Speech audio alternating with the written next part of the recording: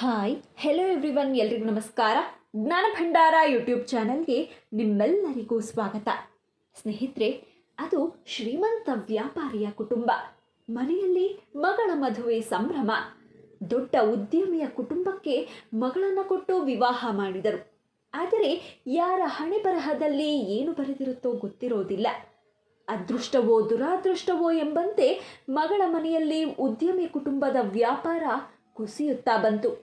4-6 ವರ್ಷಗಳಲ್ಲಿ ತೀರಿಸಲಾಗದಷ್ಟು ಸಾಲವಾಯಿತು. ಅಳಿಯ ದಿನಗೂಲಿ ಮಾಡುವ ಸ್ಥಿತಿಗೆ ಬಂದನು. ಮಗಳ ಸಂಸಾರಕ್ಕೆ ಬಡತನ ಆವರಿಸಿತು. ವ್ಯಾಪಾರಿ ಮಾವ ಸಹಾಯ ಮಾಡುತ್ತೇನೆ ಎಂದರೆ ಸ್ವಾಭಿಮಾನಿ ಅಳಿಯ ಸ್ವೀಕರಿಸಲಿಲ್ಲ. ಮಗಳ ಕಷ್ಟ ನೋಡಿ ತಾಯಿ ಮನಸ್ಸು ಕರಗಿತು. ಒಂದು ದಿನ ಅಳಿಯ ಮನೆಗೆ ಬಂದನು.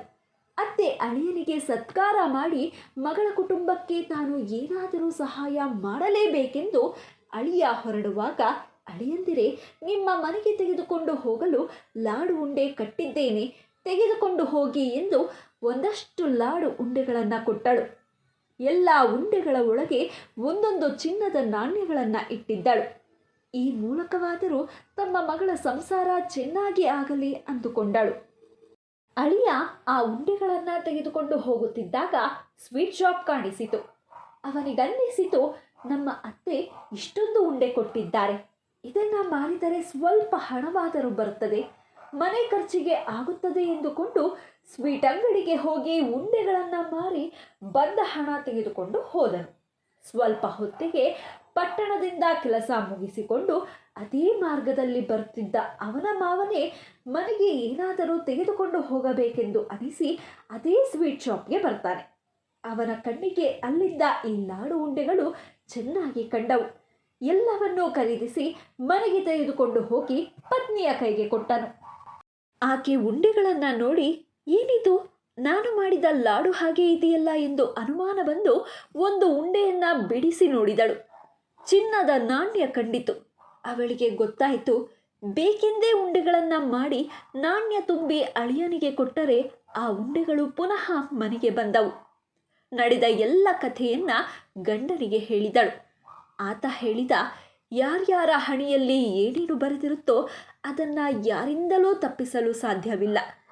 ಮಗಳ ಹಣೆ ಬರಹದಲ್ಲಿ ಈ ಬಂಗಾರದ ನಾಣ್ಯಗಳು ಬರೆದಿಲ್ಲ. ಹಾಗೆ ಸ್ವೀಟ್ ಶಾಪ್ನ ವ್ಯಕ್ತಿಯ ಹಣೆ ಬರಹದಲ್ಲೂ ಬಂಗಾರದ ನಾಣ್ಯಗಳು ಬರೆದಿರಲಿಲ್ಲ. ಈ ನಾಣ್ಯಗಳು ಇಲ್ಲೇ ಇರಬೇಕೋ ಅಲ್ಲಿಗೆ ಬಂದು ಸೇರಿದೆ ಎಂದು. ಈ ಕಥೆಯ ಸಾರಾಂಶ ಇಷ್ಟೇ. ಹಣೆ ಬರಹ ಎಂದು ಕೈಕಟ್ಟಿ ಕೂರದೆ, ಕಷ್ಟಗಳು ಬಂದಾಗ ಎದೆಗುಂದದೆ ಏನು ಬರುತ್ತೋ ಬರಲಿ ಎಂದು ಎದುರಿಸಬೇಕು.